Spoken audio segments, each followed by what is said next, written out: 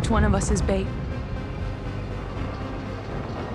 I am. Welcome to Watch Mojo, and today we're looking at fun Easter eggs and references throughout Stranger Things Season 5. It probably goes without saying, but a major spoiler warning is in effect. And the storyteller. What about him? Number 37, the Silver Bullet Diner. As for Will the Wise, he travels far and long to the bustling city of Milwaukee. It's overwhelming at first. So very different from the village where he spent his youth. The sharpest of viewers may have noticed the Silver Bullet beer sign tucked into the background during the finale of Stranger Things. And it's far from a random name. The diner is a direct nod to Cycle of the Werewolf, the Stephen King novella that later became the cult film Silver Bullet. Hey, it's Madman Marty and the Silver Bullet. So, Marty, glad to be out of jail? No, I like school. Burger? In King's story, a silver bullet is the only weapon capable of stopping a seemingly unstoppable monster terrorizing a small town.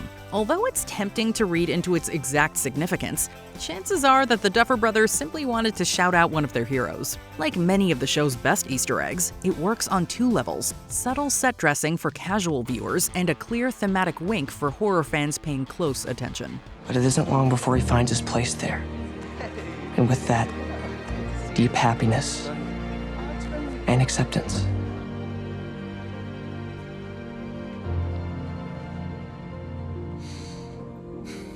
And the storyteller. What about him? Number 36, Eddie's Shield. Pretty damn spectacular. It's almost too bad we have to blow it all up. One of the most emotionally loaded callbacks in the Stranger Things finale comes in a blink-and-you'll-miss-it action beat. As the group prepares for battle, Dustin hands Steve a battered garbage can lid shield, the same makeshift defense originally used by Eddie Munson. Earlier in Season 4, Eddie wielded the lid as improvised armor while facing the Upside Down's horrors. Hey, dipshits! Give up that easy, huh? Shh! Is that really necessary? Eddie may be gone, but his instinct to stand his ground, protect his friends, and fight with whatever's available lives on through the others. In true Stranger Things fashion, heroism isn't flashy, it's passed hand to hand. This is for Eddie, you son of a bitch! Number 35, the Philadelphia Experiment. There actually is something that I miss about this place. I miss this. Just us hanging out. I miss you guys. When Nancy, Jonathan, Steve, and Robin discuss meeting in Philadelphia, it sounds like harmless future planning, until you look closer. According to fan analysis by Reddit user u/Agent Fitzsimmons, the line reads as a deliberate nod to the Philadelphia experiment, also known as Project Rainbow. You're killing me, man. Let's do something about it. I don't know, we could meet up. Once a month, here. Yeah, or maybe somewhere just more neutral. Like, Okay. what's a city between Hawkins and Massachusetts, New York? Louisville? The infamous alleged military test claimed the U.S. Navy attempted to make a ship invisible during World War II, only for reality itself to fracture in disturbing ways. Like many of the show's best Easter eggs, it quietly ties Cold War paranoia, science fiction lore, and Hawkins trauma into a single offhand line. Philly. Philly. I have an uncle who lives in Philly. He's kind of weird, but he's got a really big house. It's, does it have a basement? Yeah? And a boiler room? A boiler room? Yeah. Oh my God, it's perfect. You know, for the hideout, you know, where she traps all the men and then burns their bodies. The consumer. What do you think I'm talking about? I thought you were trying to kill us. Number 34, the Three-Headed Dragon. The sound of boots echo across the square. As Strahd von Zarovich strides up to Dustin the bar. Don't do this. The vampire lord lunges, No. plunging its fangs right into his throat. Onlookers gasp as his body collapses. His lute clatters across the cobblestone, letting out a final, mournful note. Son of a bitch! A lone hero remains, Will the Wise, Barovia's last and only hope. Eagle-eyed fans noticed a three-headed dragon miniature sitting among the pieces of the main character's D&D set. Earlier in the season, some viewers theorized that a multi-headed dragon could emerge as the ultimate threat from Dimension X, but that never happened. The mage. From the Abbey of St. Markovia. She said we can summon her. When at our lowest depth. incantation to summon her. What's the incantation? The incantation.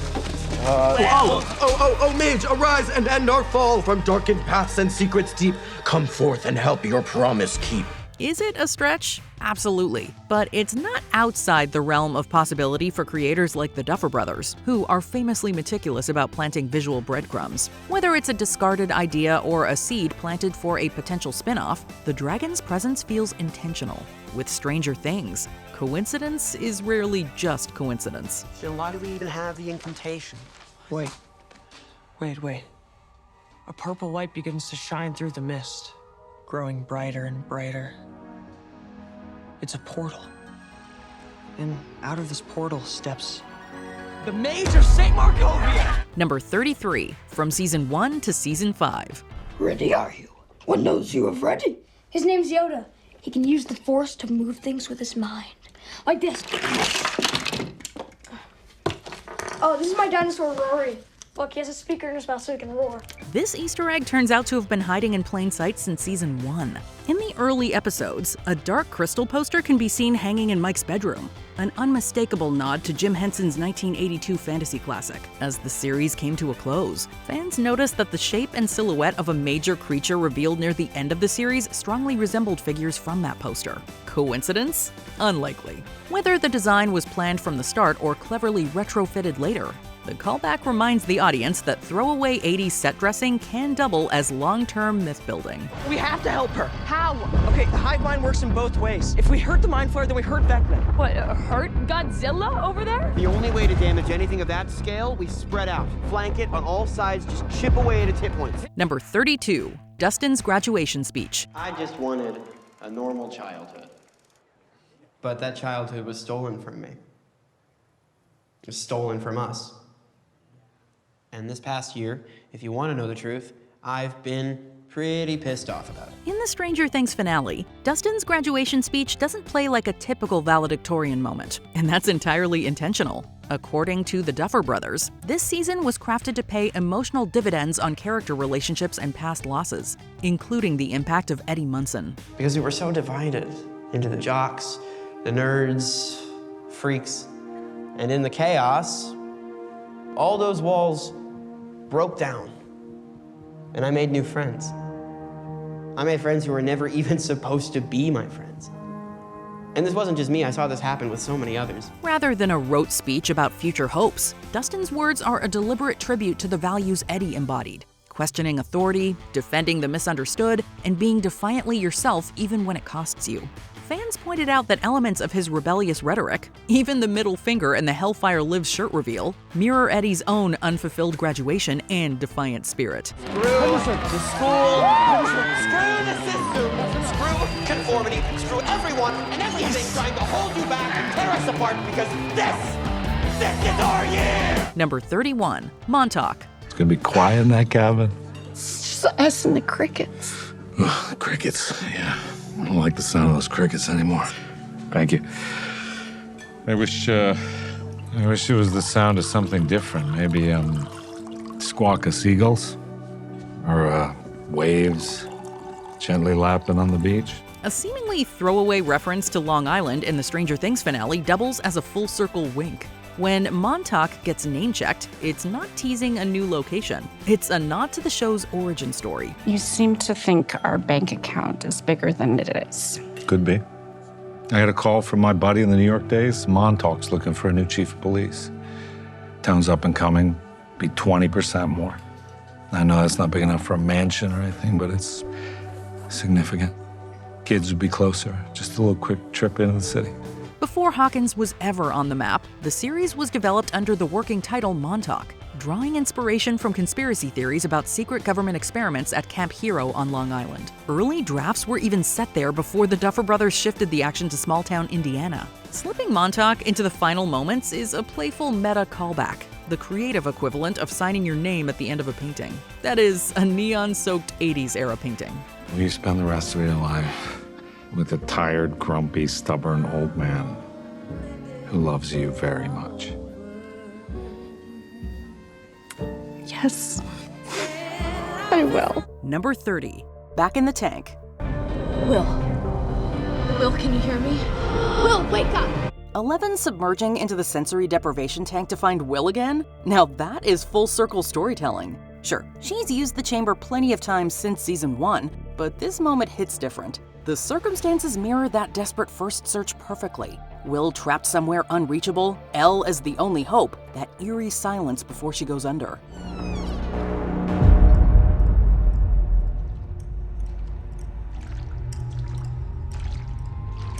It's deliberate nostalgia done right, tugging at your heartstrings without feeling cheap. We've watched Elle grow from terrified lab experiment to powerful hero, yet here she is right back where it started, fighting for the boy who brought them all together. Even after all this time, seeing Elle try to bring Will home is just as thrilling. Elle, what's up? Are you okay? Elle, what's wrong? Is he all right? Number 29, clashing over the Clash. I hate the Clash. Remember when the Clash's anthem helped rescue Will from the Upside Down way back when? Let me know. Should I stay or should I go? That song has practically been Jonathan's emotional security blanket ever since. So when Nancy admits that she actually kinda hates the band, it cuts deep. I hate the Clash. Every time you put them on, I just try to disassociate from reality. I hate reading your articles.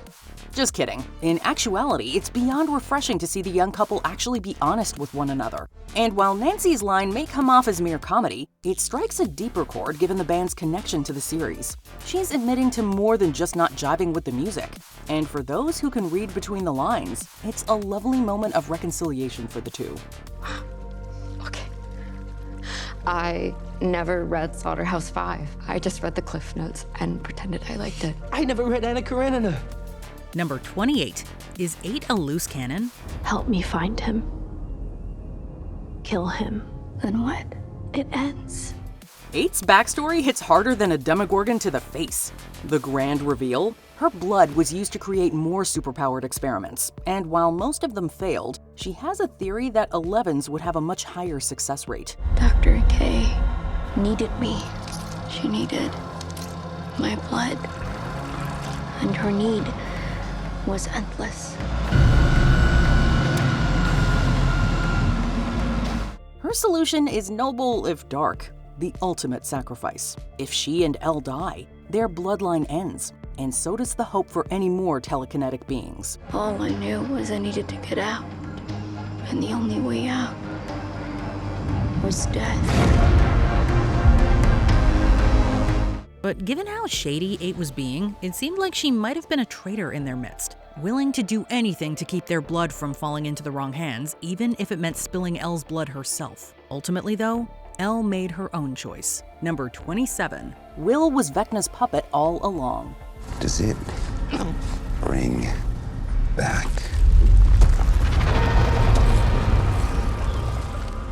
memories? All roads lead back to Vecna, and tunnels too, apparently. His villainous monologue confirms a long-standing theory fans had assumed for years. While under the Mind Flayer's control in Season 2, it was Will who dug the massive network of tunnels beneath Hawkins. It explains a lot, like how he was able to conjure up a map of the labyrinth. You think you are clever, don't you? But remember, I am the one who invited you in. The only way he'd be able to do that is if he was the one who'd built them in the first place. It's almost funny. Joyce unknowingly used the villain's own surveillance system against them. You were my vessel, my spy, my builder.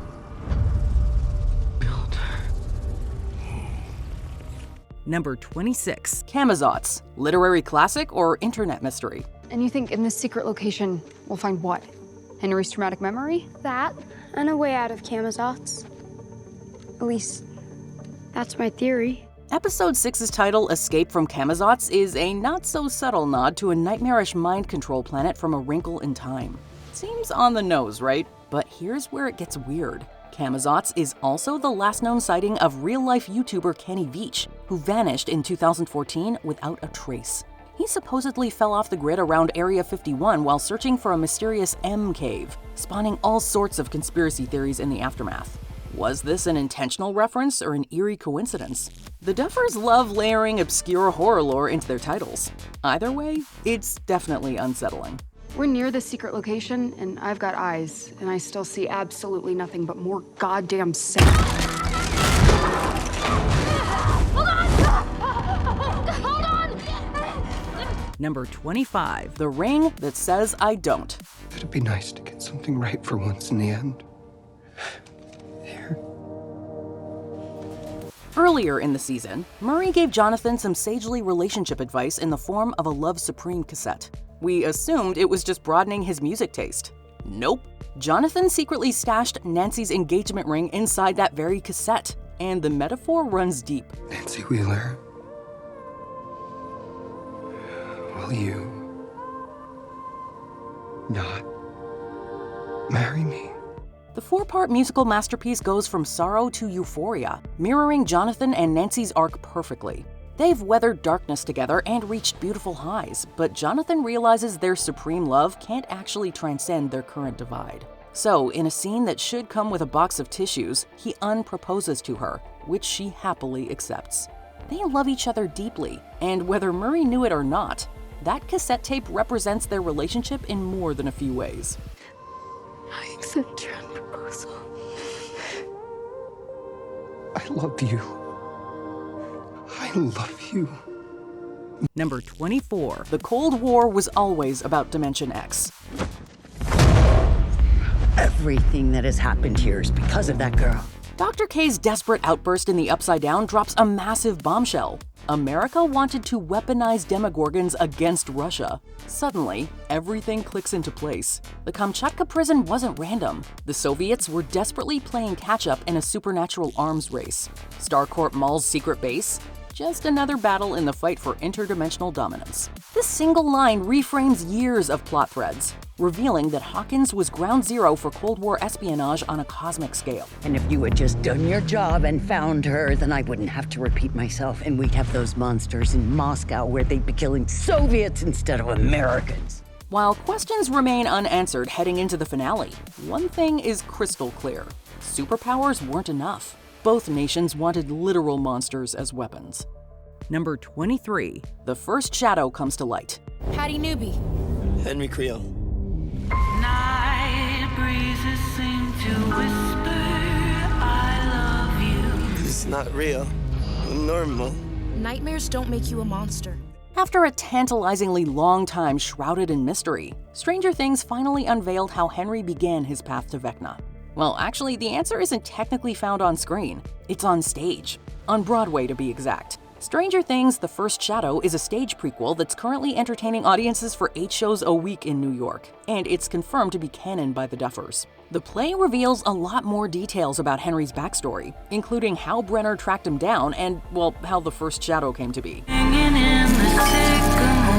Something sinister is going on. You can't outrun the shadow, Henry! You are the shadow! While the series left enough in the dark to ensure we all still eagerly awaited the finale, this quick glimpse proves that the play may be required viewing after all. If you start to get upset, just take a deep breath and say to yourselves, I'm Henry Creel. I'm normal. Number 22. Mr. Clarke's lesson finally clicks. This whole time, everything we have ever assumed about the Upside Down has been dead wrong. Do you recall in Season 1 when Mr. Clarke casually explained alternate dimensions to the kids? Yeah, we didn't either. But that throwaway science lesson just became crucial. Dustin's breakthrough reveals that the Upside Down is just a wormhole connecting Hawkins to another dimension, aka the exact kind of theoretical physics Mr. Clarke explained way back in the show's earliest days. Space between. Yes, exactly right. Again. And just think of all the places mankind could go. He was literally describing the series' entire cosmology before we even knew it mattered. Who knew one of the show's biggest questions was hiding in plain sight all this time? The Duffer brothers did. This place, the Upside Down, it isn't another dimension. It's not another world. It's a wormhole. Number 21. The D&D math that changes everything. You ready? Freddy.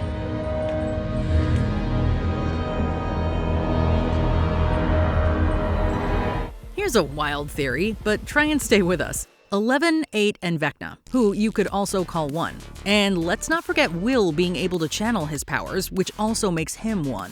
Add those 3 numbers up and what do you get? 20, the critical success roll in Dungeons & Dragons. Coincidence? The Duffer brothers don't do coincidences. As we saw, defeating the Mind Flayer required all 3 along with help from the others working together. It's the ultimate Nat 20 moment the show's been building towards since the beginning. Vecna might be the villain we know, but he's never been the real big bad. That has always been the Mind Flayer, pulling strings from the shadows. Combining all of the show's ideas into one epic fight is exactly how you stick the landing on a 10-year campaign.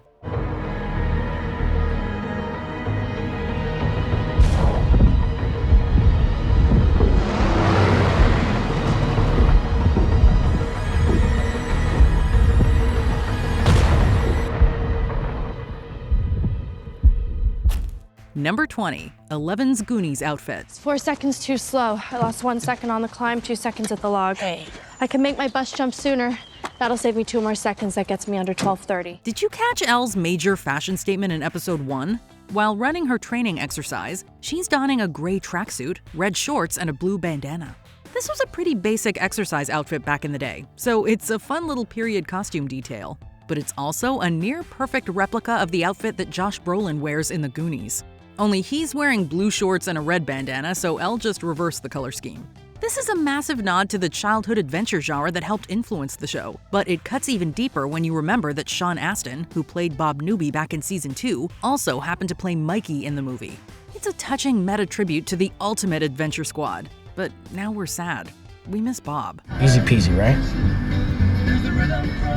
Easy peasy. Just like that. Number 19, Hopper and Miami Vice. You know what I think? I think we still have some more of that waffle mix. And I think we should celebrate this record time with a stack of those. And then maybe we could watch a Miami Vice marathon. Jim Hopper has certainly evolved from his dad bod days, but he hasn't forgotten them. During the aforementioned training segment, Hopper suggests going home, making waffles, and watching a Miami Vice marathon. This is a fun nod back to the season 3 finale, when Hopper mentions that he and Elle watch Miami Vice every Friday night. Elle likes to watch Miami Vice on Fridays. It starts at 10, so I can't be out late on Friday. It's a fun character moment, but also a sad one.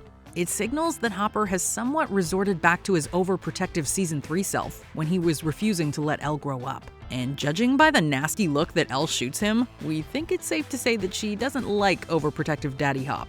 It's time he lets her grow up, just as his touching letter suggested. I could beat the time, reset it. You're tired, you're gonna injure yourself. Reset it! Number 18, the Poltergeist references. Baby, are you okay?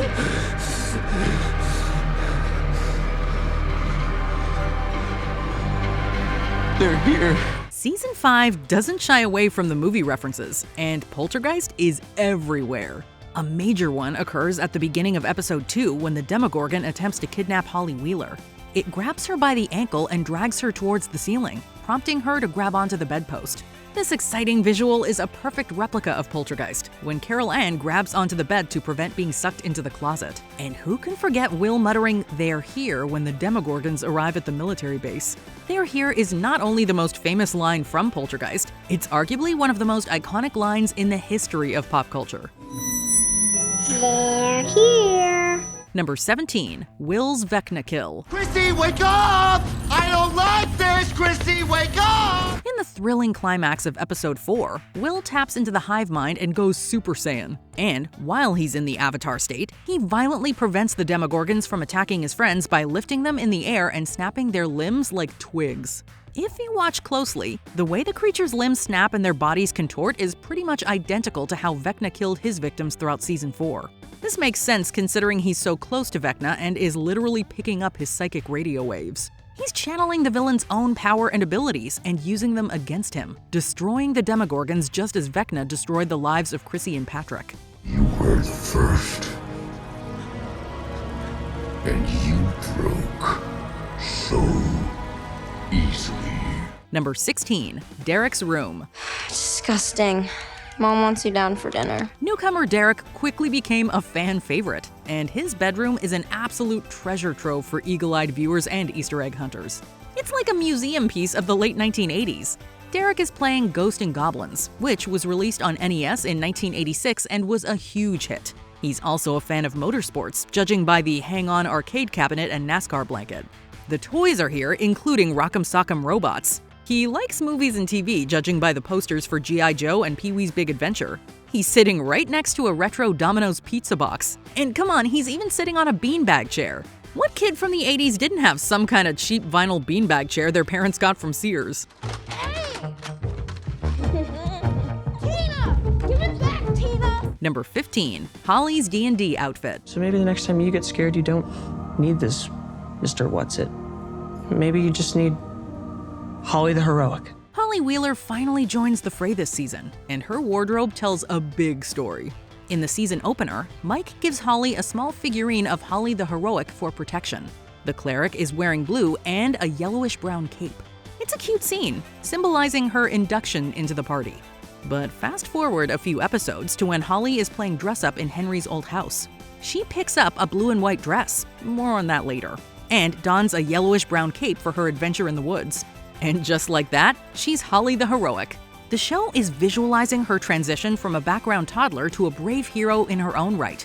It's a bona fide passing of the torch moment, the spirit of D&D having trickled down to the next generation. She'll keep you safe. I promise. Number 14. Running Up That Hill.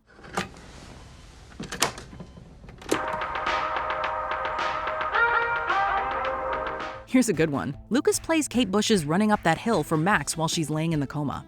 This is the same song she continuously listens to in Season 4. No, of course that's not the real entry. Max leaves the map for Holly in Henry's mailbox, and one of the waypoints says to walk uphill. This seems like a superfluous detail, doesn't it? If there's a hill, chances are Holly will think to just walk up it. Of course, this cute little gag is meant less for Holly and more for us eagle-eyed Easter egg hunters, who are well aware of Max's connection to the famous song. Yep. Even while her consciousness was trapped inside one of Henry's memories, Max's love of Kate Bush remained.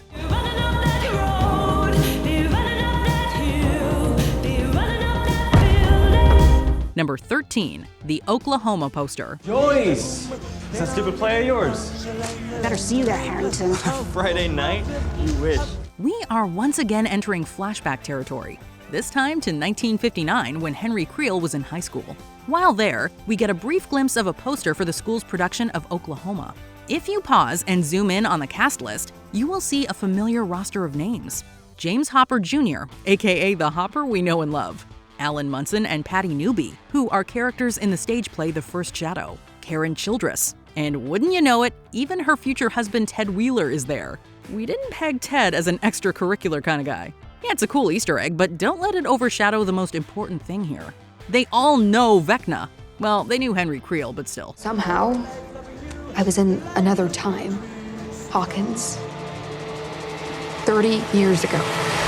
Time travel. Number 12. The Turnbow billboard. He'll send his demos to grab him.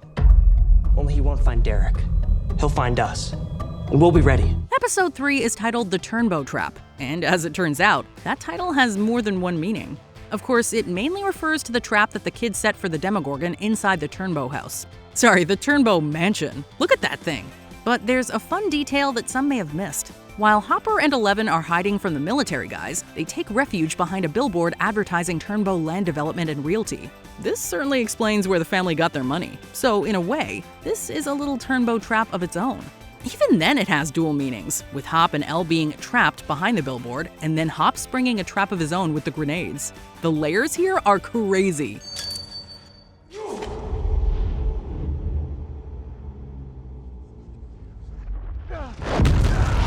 Number 11. Holly reading A Wrinkle in Time. Holly, can you pass the bacon? Holly, bacon! This literary nod is likely way more than just some fun character building. There are numerous times throughout the first 2 episodes that we see Madeleine L'Engle's seminal sci-fi novel A Wrinkle in Time. For those in the know, the book's plot mirrors the season's stakes perfectly. L'Engle's classic book features a young girl traversing time and dimensions to save her father from a dark and spreading evil known as the Black Thing. How did you get here? It's dangerous here, Meg. You can't be here. How did you get here? You called out for us. We came for you. We're here to bring you home, Dad. This could have mirrored a future journey in which Holly embarks to save loved ones, or it could have been a reference to her being inside the 50s Creel house. But with the book containing heavy themes of time travel, the flux capacitor reference, and with Mr. Clarke teaching about wormholes in episode 3, clearly we had a bit of foreshadowing on our hands. And just think of all the places mankind could go. Another galaxy, another time even. Number 10, the tesseract. What are you talking about? Just that there really is such a thing as a tesseract. Speaking of A Wrinkle in Time, Derek can be seen making a fun little model in the classroom. That model is a tesseract, or if you'd rather, a hypercube. Derek seems like a smart kid, so this seems like the kind of sciencey thing that a kid like him would do. But it's also a direct reference to A Wrinkle in Time, as tesseracts are what characters use to travel across space and time. While the signs pointing to time travel are quite obvious here, it turns out that the children actually only travel through time insofar as they're trapped in Henry's memories in the 1950s. Meanwhile, their physical bodies actually traveled through dimensions. We don't need rockets, we don't need spaceships, we don't need anything. To utilize a tesseract, all you need is to tap into the right frequency. Number 9, Holly in Wonderland. Aren't the others here yet? No, not yet. You will save them too, won't you? Save them from the monsters? Yes, Holly. Don't you worry. I'm going to save your friends. You may as well call this 1950s thing Wonderland because Holly sure is Alice. Episodes 2 and 3 are chock full of references to the iconic book and 1951 film. Holly is taken through a mysterious hole into another dimension. A very technicolor dimension with bright hues and a popping larger-than-life color scheme. There, she meets Henry Creel, who looks mighty pale and has both a brown vest and a pocket watch. Pocket watch. Tall. Vest. Okay, he wears a vest. He is gentle and kind. She sits at a long table and has tea with Henry. She gets a handwritten note in the mailbox. She dons a blue and white dress, which is a clear nod to Alice. And just in case you missed all these references, there's a poster for Alice in Wonderland hanging in the bedroom, just to drive the point home. I understand. But you cannot offer them comfort in Hawkins, Holly. The only comfort they have is knowing that you are here, safe, with me. Number 8, Will singing.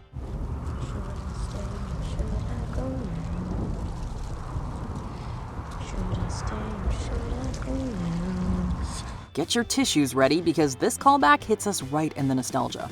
In the season opener's flashback to that fateful night in 1983, we see Will hiding inside Castle Byers and hiding from the Demogorgon. He shakily sings the Clash's Should I Stay or Should I Go to himself, which fans will remember had a prominent role throughout season 1 as Will's safe song. So, come on and let me know.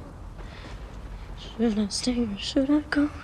It's not just a callback, it's a narrative anchor. By returning to the song Jonathan used to bond with him, the show emphasizes that the series is ending where it began, with the Byers brothers' connection serving as the only light against the dark.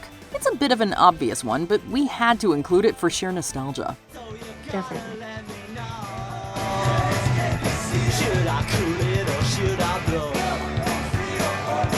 Number 7, Murray's engagement pun.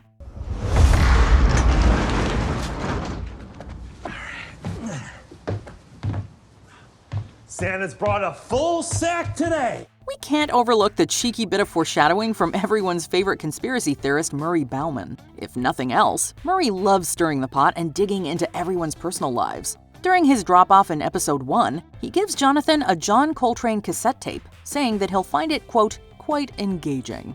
You can immediately tell that something is off, given Murray's cheeky delivery of the line and Jonathan's panicked reaction. I know you're allergic to jazz, but just give it a whirl. I think you'll find it quite engaging. Indeed, we later see in episode 3 that Murray has used the cassette to smuggle in an engagement ring. Murray's pun is easy to miss, but it's there. Because why would Murray pass up a chance to make a stupid pun? It won't be the first time he's made one to Nancy and Jonathan. Remember the iconic pull-out line from season 2? So, Jonathan, how was the pullout? Sorry? The sofa. Number 6, the 88 decibels readout. Hey, anybody know how Henderson's wheelie thing works? Any ideas? There's a safety lock. Look for a small switch under the wheel. There should be a safety lock under the wheel. Safety lock.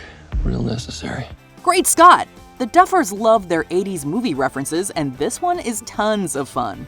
In the first episode, Steve and Jonathan are tuning the new cerebral radio device in order to track Hopper's location in the Upside Down. Jonathan lets it build and build before finally telling Steve to drive once it hits 88 decibels. Should I move?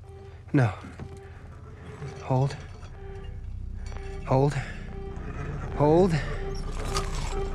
Hold. Go! This is a clear and loving tip of the hat to Back to the Future, where the DeLorean must hit 88 miles per hour to travel through time.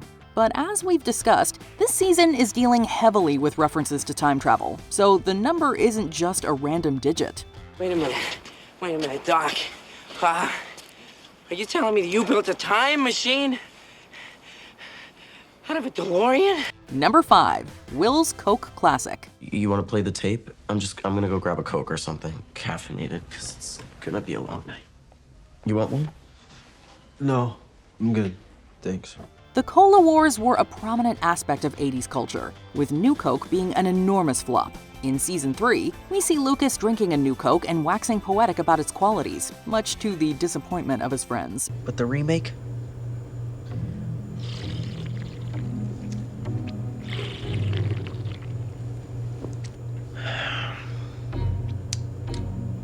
Sweeter, bolder, better. You're insane. Sorry, Lucas, but you're on the wrong side of history here. Will buys a Coke in the hospital, and we see that it's a Coca-Cola Classic. This is a subtle way of grounding us in late 1987, as the classic branding was reintroduced after the New Coke backlash. Number 4, Austin Milbarge. Emetitium. Austin Milbarge. Murray Bauman is back with another fake identity, and this one is a bit of a deep cut. When trying to bluff his way through the military quarantine checkpoint, Murray gives the name Austin Milbarge. Hey, how you doing? Austin Milbarge, ID 45289er. That's me. This just so happens to be the name of Dan Aykroyd's character in the 1985 Cold War comedy Spies Like Us. The reference is hilariously appropriate for Murray.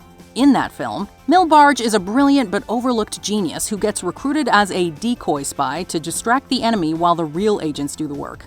It hilariously parallels Murray's role in the group, a conspiracy theorist who is technically a genius, but who constantly finds himself stumbling through high-stakes espionage way above his pay grade. We guess that military guy didn't see the movie.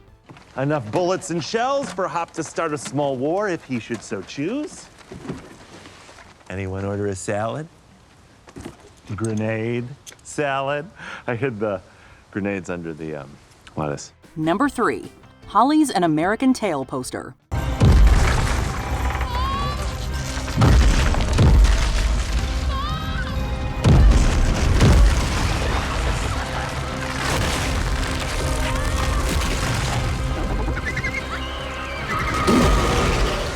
Production design tells a tragic story in Holly's bedroom, as we see a prominent poster for the 1986 animated film An American Tail on her wall. This movie tells the story of Fievel Mouskowitz, a young mouse who gets separated from his family while immigrating to America and spends the film trying to reunite with them. Oh, come on. What are you crying for?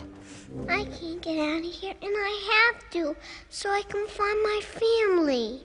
You lost your family? Mm-hmm. This is a heartbreaking parallel to Holly's arc throughout much of Season 5. Just like Fievel, she is a small, innocent character who is separated from her family and becomes lost in a vast and scary new world. It's a gut-wrenching detail that implies Holly isn't just a prisoner. She is actively wandering and searching, hoping that somewhere out there, her family is looking for her too.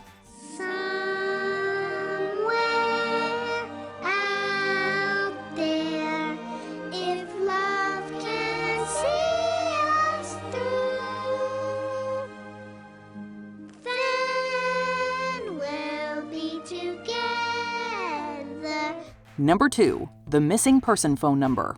I think we still have some more of that waffle mix. And I think we should celebrate this record time with a stack of those. And then Maybe we could watch a Miami Vice marathon. Netflix marketing went all out for this one. In episode 1, we see a missing person poster for Jane Hopper posted in the school. If you pause the show and look closely, the phone number listed can clearly be seen as 765-303-2020. Unlike the usual fake 555 numbers that you see in movies and TV, this is actually a working number. If you dial it in real life, you get a pre-recorded voicemail from the Hawkins Police Department urging citizens to report sightings of the missing girl. It's a fantastic, immersive Easter egg that blurs the line between the show and reality. And it harkens back to the 1980s when cute marketing gimmicks like this were more common. Remember when Ghostbusters did the 1-800 thing? Have you or any of your family ever seen a spook, specter, or ghost? If the answer is yes, then don't wait another minute. Pick up your phone and call the professionals. Ghostbusters! Our courteous and efficient staff is on call 24 hours a day to serve all your supernatural elimination needs. We're ready to believe you. Before we continue, be sure to subscribe to our channel and ring the bell to get notified about our latest videos. You have the option to be notified for occasional videos or all of them. If you're on your phone, make sure you go into your settings and switch on notifications. Number 1. Jonathan's t-shirt. I don't see it. It's up there somewhere. It's gotta be. Taking the top spot is a potential piece of wardrobe foreshadowing that is both cool and terrifying. During the sequence in which Jonathan and Steve climb the radio tower, Jonathan can be seen wearing a t-shirt for the punk band The Fall. I actually think this might be a better job for Jonathan Byers. I'm like 1/4 monkey, dude. I got this, Byers. Don't sweat it. On the surface, this shirt fits his music taste perfectly, as we've known for a long time that he likes punk, specifically The Clash. But symbolically, it looks like it was a dark omen. We're just saying, it probably isn't a coincidence that Jonathan was wearing a Fall t-shirt while climbing a massive radio tower, a climb that is explicitly mentioned as being very dangerous. Those of you who thought it was a fun visual gag were proven wrong when someone did fall off in the series finale, but he was luckily saved by none other than Jonathan himself. So, I guess somebody's got to climb to the tippy top of this bad boy and, Were there any other Easter eggs that you caught? Tell us about them in the comments below.